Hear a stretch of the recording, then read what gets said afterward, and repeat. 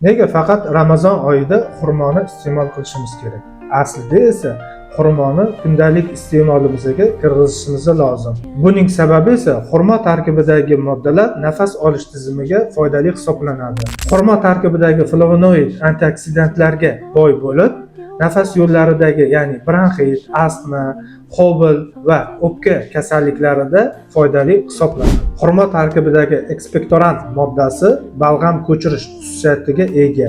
Uni sut yoki bo'lmasam asal bilan qo'shib iste'mol qilinsa, nafas yo'llarini yanada yaxshi tozalashga yordam beradi. Xurmo tarkibidagi C vitamin va beta karotin moddasi immunitet tizimini mustahkamlashi natijasida turli xil infeksiya, virus va bakteriyalardan himoya qiladi. Bahor oyida turli xil o'simliklar gullashi natijasida allergik holatlar kuchayadi. Allergik holatlarni tinchlantirish maqsadida xurmo tarkibidagi A vitamin va karotinoidlar sizga yordam beradi. To'xtang. Xurmoni qanday iste'mol qilsak tanamizga foydali bo'ladi?